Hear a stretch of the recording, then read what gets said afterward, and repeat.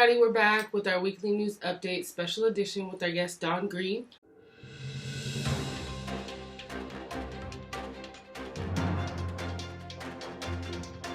We're here to talk about the unfortunate event that took place on January 26, 2020, where KobeBryant, Bryant, and 7 others were tragically killed in a helicopter accident in Calabasas around 9:47 a.m. And that's honestly one of the main reasons why I wanted to bring our special guest Don Green on here, because I know he is a near and dear Kobe fan, and I know that was one of his idols growing up. So again, I want to say thank you for coming on the show. Thank you. I appreciate it. It's always a pleasure to be featured here. I'm very, very sad that, this is the topic and what we're talking about, but, growing up, Kobe was, pretty much like my superhero, so, I do feel honored to, be able to speak on him, and, hopefully I do get some positive insight. Okay, we're just going to head right into the interview that I had with Don Green, telling us about his overall experience. He did get to visit LA Live, right? So we get to hear him talk about all that, how this event affected him, and I know it affected many other lives, but we're here to get his insight, and we're going to head straight into it. Let's do it. So, how did you feel when you got the news, and where were you? I felt like the news was fake when I first got it. I didn't want to believe it. I don't think anybody really wanted to believe it. So I did it initially, and I was in the barbershop on a Sunday, so everybody was in a good mood, people were joking and, talking smack to each other, barbershop talk. So, I just tried to use that to keep my mind off it when the news first broke and I first found out. So what did you do when you actually found out it was real, and who were you around? Because you said the barbershop, so I was wondering, did everybody else know? Were you the first one to know? How did that happen? Well, yeah, I was the first one to know. I was on my phone, and I just read the TMZ tweet out loud. Everybody kind of looked at me like, "What? What did you say?" And I was like, "I'm just reading I'm just reading what I'm seeing." And they were like, "Oh, don't say that, man. Don't say that. Don't say that." Like getting mad at me. I was trying to tell them I don't want it to be true either. Like I'm just reading what is being told. And then when I told them it's being reported by TMZ, they kind of got this serious look on their face, like, "Oh, shit, might be for real." So after that second TMZ tweet came out, I kind of stood up. Well, actually, I did stand up, and I put up the article on my phone, and I just went to the middle of the barbershop, and I couldn't read it. I couldn't read the article because I was shaking. And my barber had to read it, and he read it for me. LA County Sheriff said a helicopter crash. They believe Kobe Bryant was on board, and among other people, they didn't know who the other people was, but they just knew it was Kobe Bryant. That was the main gist of it. So when that was being read out loud, and everybody was surrounding me in the barbershop, and everybody kind of was just looking in shock, and it was silent in a barbershop on a Sunday. That's when it really hit me, like, oh, this is for real.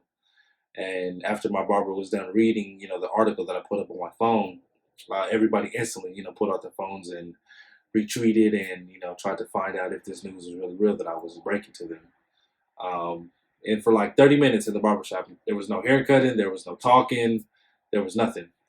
Everybody was just glued to the phone trying to figure out if what I just read to them or not, or what I just showed them on my phone was for real. What did the environment or atmosphere feel like? Did it feel like was there tension? Did it feel like?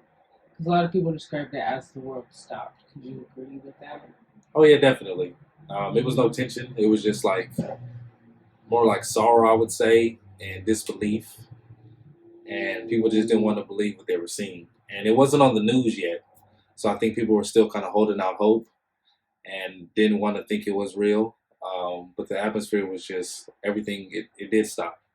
It felt like I could hear a pin drop, on a real busy street. It was surreal. I can't think of any other word to describe it other than that, because what I was reading, what I was seeing, what I was feeling was a surreal feeling. If you told me I was going to feel what I felt that day, I would have never believed you. And I think if you ask anybody in that shop that day too, they would tell you the same thing. What did Kobe Bryant mean to you while growing up and now?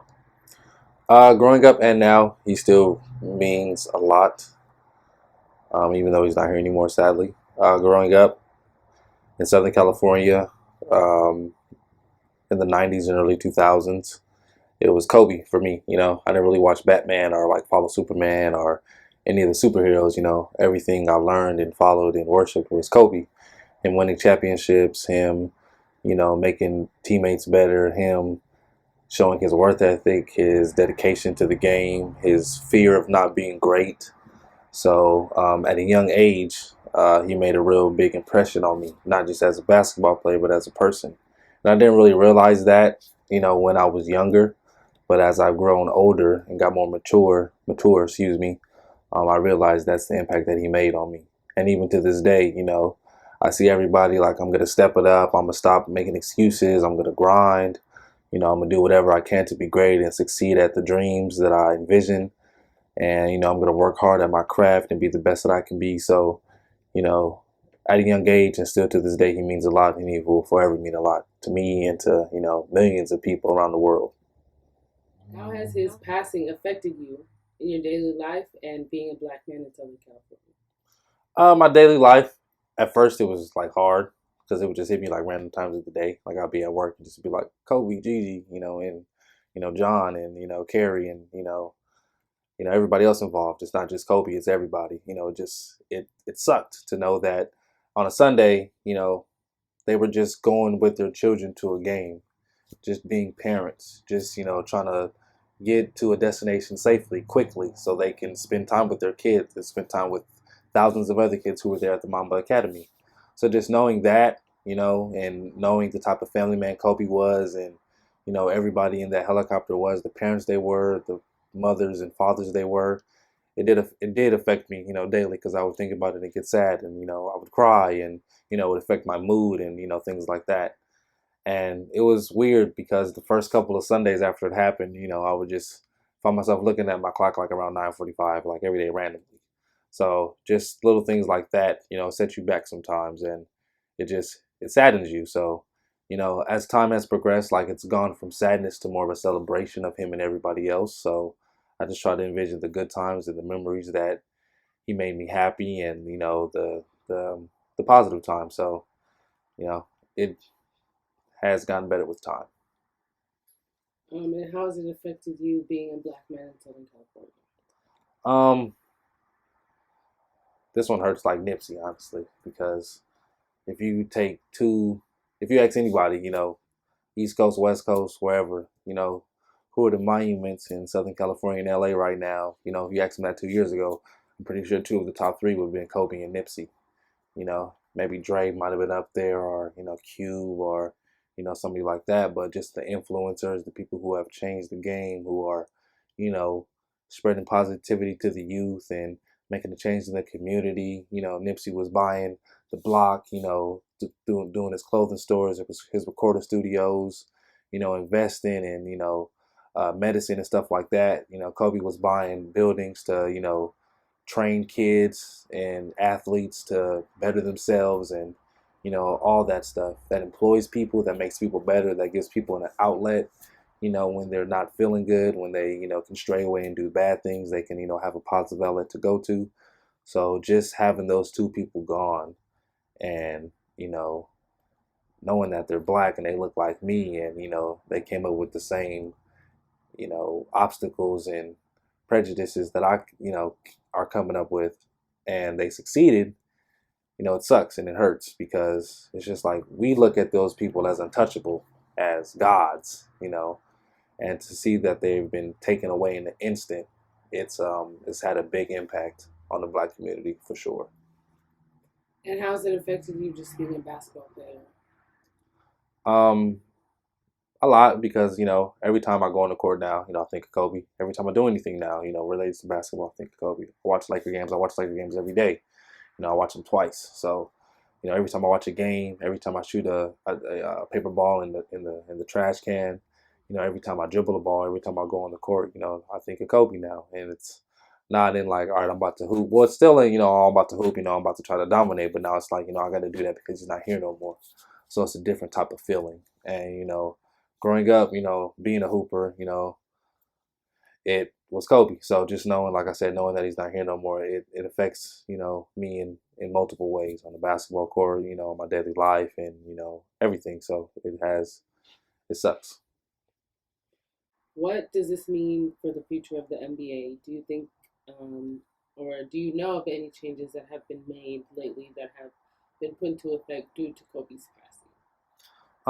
Well, as of right now, all I really know about, excuse me, is a couple players have changed their numbers. Terrence Ross has, Quinn Cook has. The Dallas Mavericks have actually. Mark Cuban said he's going to retire the number 24. As a franchise, so nobody in Mavericks history will ever wear the number 24 again. Um, as we know right now, it's All Star Weekend, and the All Star MVP award is now named the KobeBryant Award. So we're still waiting on those results to see who's going to be the first ever awarded that. We seen when it first initially happened, players and the teams taking a 24-second shot clock violation and then taking an 8-second violation for the 24-8. Um, and just, numerous things around LA County. Mayor Eric Garcetti said they could potentially name a street after him. They're going to have a big ceremony on the 20th of February to honor him and Gigi.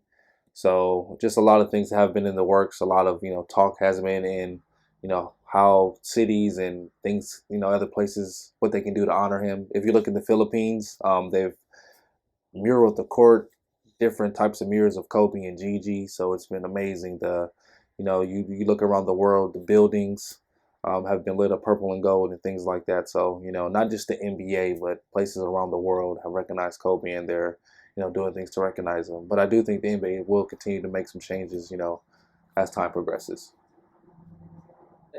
How do you think the merchandise has been affected by this? Do you think people are going to try and upsell the like Kobe memorabilia, or do you think like certain companies are going to take his things off the market? Have you heard anything, or do you know of anything that's has been put into effect already?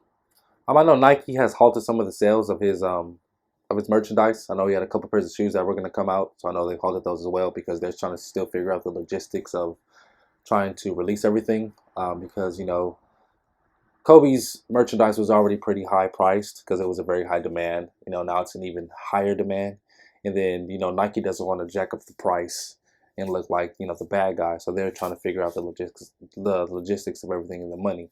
So I know they've halted some releases of some products and some sales of some products. So just knowing that Nike, the kind of the top dog in the game, has halted some of his products being released, that shows you that it is kind of a touchy subject. So, that's all I've really heard as of right now when it comes to his merchandise. I know, the Mamba Academy, I believe they're still selling stuff on the website. But, that's all I've heard as of right now. And I know you visited LA Live for the Kobe Bryant and Gigi Memorial. Can you just kind of tell me and the viewers how that experience was, what happened, and kind of what the vibe was there, being around everybody else mourning the great legend? LA Live was great. I went there with a really special person, so I was really blessed to be able to do that. Um, the vibe was amazing. When I got there, I was emotional, of course. I had some tears flowing, as everybody did. And when I was like crying and kind of running into people, everybody was kind of supporting me, telling me it's all right, man. Like we're all in this together. We're a family. Like a nation, just being really really supportive. I didn't hear anybody there with a bad attitude. Anybody there was mean, upset, or angry. We were just all there, kind of just still in shock, but happy we were there together. We felt like a family. Just knowing that the love and the positivity that Kobe spread and instilled in everybody, and seeing everybody who showed up to celebrate his life and Gigi's life, and John, Kerry's, and everybody else involved. It meant a lot, and it was a really amazing atmosphere. It was something that was unmatched. If you weren't able to be there, there's probably nothing else that would be like that. I don't even know if the funeral would be like that, because just seeing all the people there, all the basketballs, all the flowers, all the people signing the floor, all the people signing the posters, all the artwork being done, all the merchandise being sold, all the Kobe jerseys being worn, all the Gigi shirts being worn, everything. It was just unbelievable. So that was something that I was really blessed to be a part of. I'm sad that I had to be a part of that, but knowing the die-hard Laker fan that I am, and the Kobe fan that I am, and the NBA fan that I am, I felt like it was kind of my obligation to go to show my support and love. And I definitely did get some flowers and, left my mark on LA life for Kobe and Gigi. Now, did you get to sign any of the walls or the floor? Yeah, I signed, I think both walls. I signed the floor. I wasn't even aware that we can sign the floor, but the person I was with brought it to my attention. She was like, "Hey, sign the floor," so I definitely signed the floor. We both did. So that was something that I had to do because walking the floor of LA Live, I was going to Laker games when I was younger, and Kobe was there. I was there to see Kobe. So I definitely signed the floor and did everything I can to make sure that Kobe and Gigi knew that I loved them and I wanted to leave my mark on LA Live as best as I could.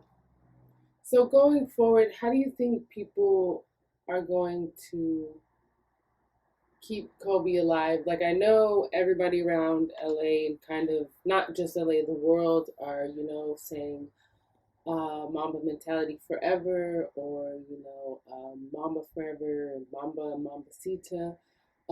What can you say about that? Like, what would you say that's gonna live with you forever? I guess if you had a favorite quote, a favorite saying that he said, or something that like about him that you can kind of live with forever, knowing that he's always going to be a legend rather than somebody who tragically passed away. Um, that's a good question. With Kobe, I don't think it's really about a quote or words he said. I think it's more about action and what he did.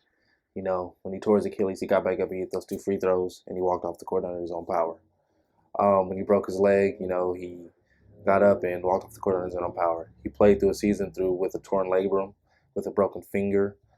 So he's led by example, more than his words. And then after, I feel like when he in the latter part of his career, when he was getting much older and much wiser, then he started instilling that knowledge on us, to work hard, to be determined, to not listen to the doubters, to overcome everything, to be the best you can be, and to work hard. And it doesn't matter who you are, your age, your race, your height, your weight. It doesn't matter. You can accomplish anything and be great at what you want to do. So I think just knowing that and living by that motto that Kobe set by not even saying a word is something that not only me, but everybody who knew Kobe and watched him for a little bit will let live forever through them. So I think, you know, we may not say, we miss Kobe every day, or, we may not cry every single day, but we just have to let our actions, show that he did teach us a lot and that he did show us a lot. So I think that's what stuck with me, and that's something that is going to stick with me forever because that's what Kobe taught me. And just to wrap up this interview, again, thank you for allowing me to ask you questions and answering positively and honestly. Just is there anything else you can say to the viewers? Maybe somebody who's struggling to get over this feeling, or just somebody who's feeling the same way you are. Just any final thoughts that you want to tell the viewers?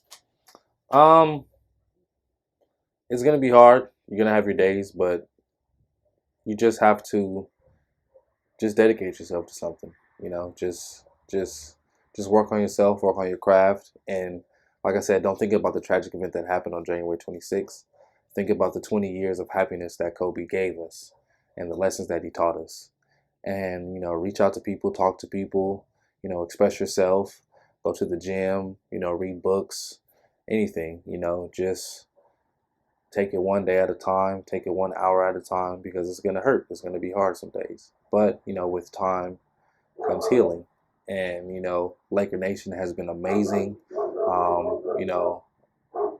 On Twitter, they've been amazing. I'm on there a lot. On WordPress, they're amazing. So just connect with people who have a like mind like you, who have the same compassion and the same heart, because there are people out there who do, love strangers. I've seen that at LA Live myself, and that really showed me a lot, and then it taught me a lot as well. Still, so to Laker Nation and everybody out there who's hurting from this tragedy, not just because of Kobe and Gigi, but for everybody else involved. Just I just say just take it one day at a time and just think of all the good times and the memories. We had a great baseball coach on there as well who brought many championships and changed many families' lives in Orange County. So, think about those times as well. And, like I said, with time comes healing, and we'll be all right. Great interview with Don Green. Thank you again for allowing me to ask you questions and answer them honestly, truthfully, and give your insights and thoughts. I really appreciate it. Thank you. I really appreciate you, featuring me again. It's always a pleasure to be a part of this vlog. Thank you. Um, I really appreciate me being able to express my insight and what Kobe meant to me now and growing up. As a black man, as a basketball fan, and so much more. So, it really felt good to finally give my thoughts and perspective. I got some really great questions. So, like I said, I really do appreciate B Nicole once again featuring me. Um, Thank you again for coming. This is a great vlog. Like I said, y'all better book her now. While the fee is low. Right. So yeah, thank you. And Laker Nation forever, Kobe forever, and thank you. And we want to again remember the lives of Kobe and Gigi Bryant, John, Carrie, and Alyssa Altobelli, Christina Mauser, Ara Zaboyan, Sarah and Peyton Chester. May they rest in peace forever.